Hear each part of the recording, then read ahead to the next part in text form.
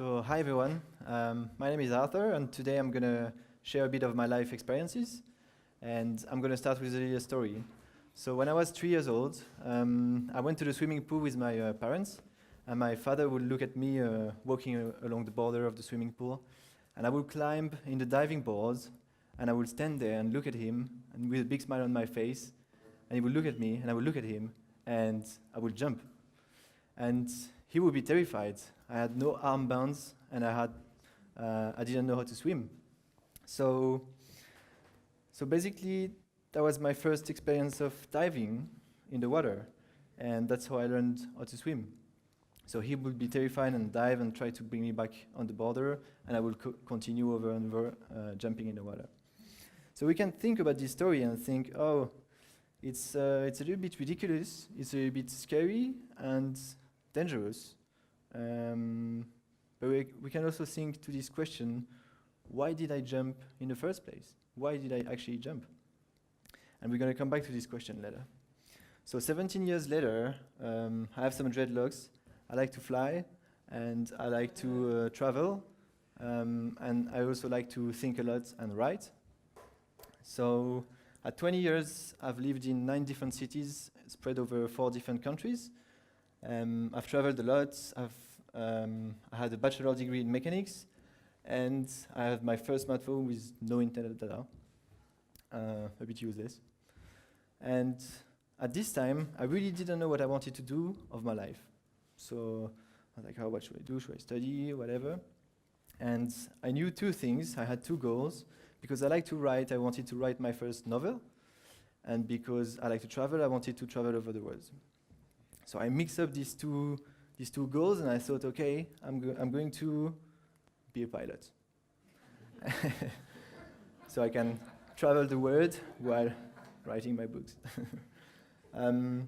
So to do that, it's not so easy, and especially when you don't have the money to pay for the studying courses, etc. So to do this in France, there is a very difficult exam that you can pass.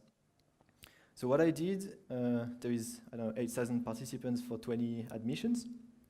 So what I did is I moved to my parents' place, and I bought a book of mathematics, a book of physics, and a book of English, because that's what the exam is about. And I studied at home for 6 months. And I passed the exam, and I totally failed. But I tried. I jumped. So then, I'm going back to school. I got enrolled into an engineering school, studying acoustic because I like doing music. And what happened during these few years of study is that I kind of found a new passion. And this new passion was cinema. And I mentioned that I really like to write before. And writing is a lot about visualizing. It's about imagining stories, imagining dialogues between people, trying to find emotions to enroll and to give emotions to people. So cinema made sense back in the time. So I made my first movie, and I made a few more movies during the years.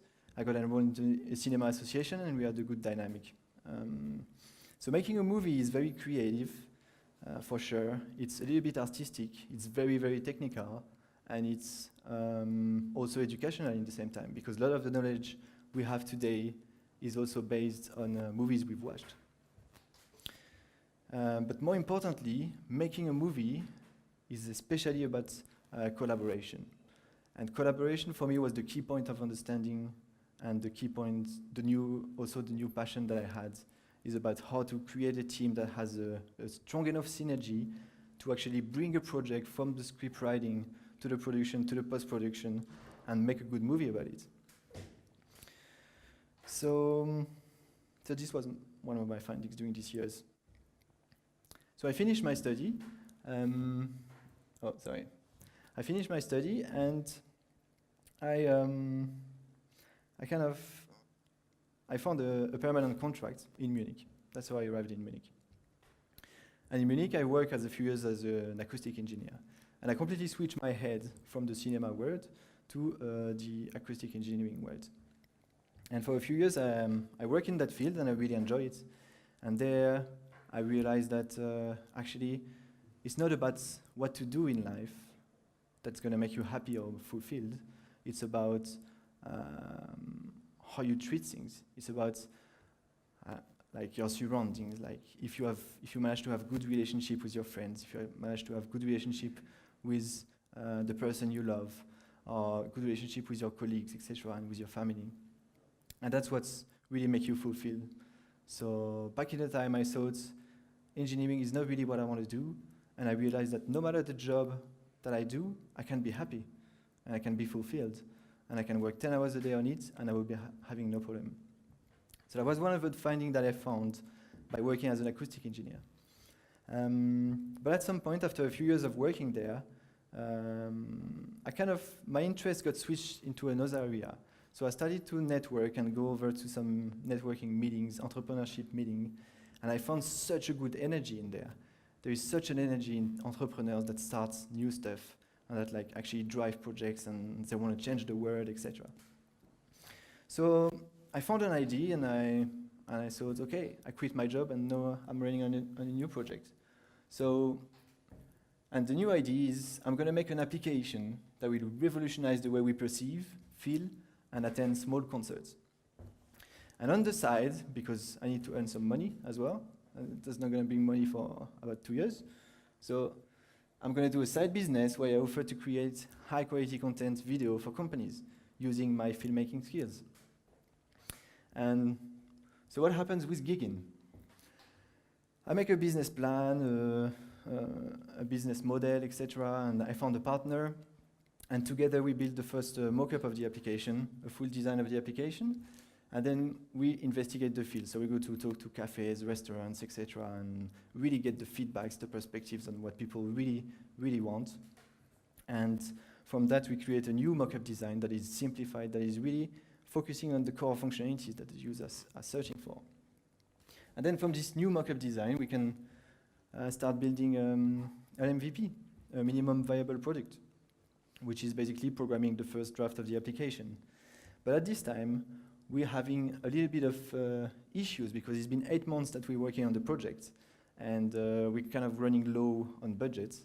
And so my partner drops off, and I think, okay, I got to find a way to at least try a last thing to bring this to life.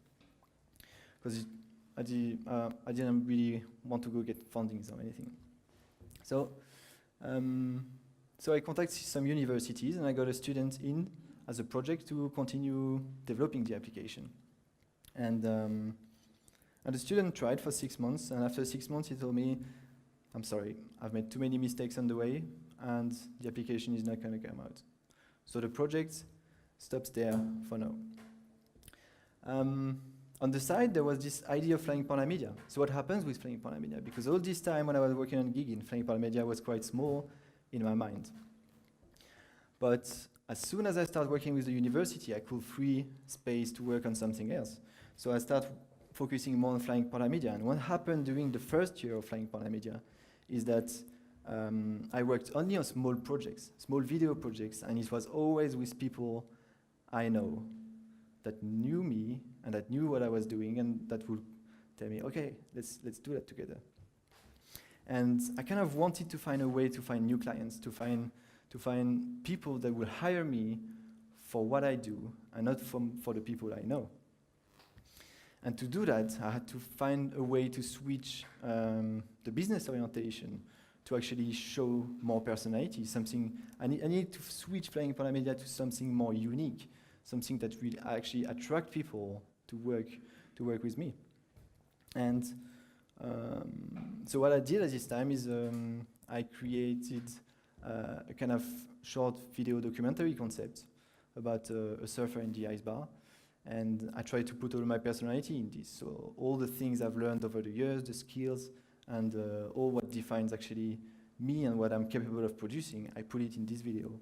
And it kind of worked. So as for today, Flying Panda Media has produced more than 40 videos, including 2 short films and 2 short documentaries. It won 6 awards in Little Film Festival, and from a movie directed by Vishal Bala, who is back to India now. And actually the cinematographer of this movie is in this room. Hi, James. You can talk to him afterwards. And yeah, so, and the story continues of Flying Panda Media. That's the status now. So basically, quitting your job to start something that is really for yourself, and that's something you believe in and you really want to achieve in life, is something very difficult, something very scary. And I was really scared when I did it. And instead of like jumping to a swimming pool from a little diving board, it's like jumping from 10 meters height.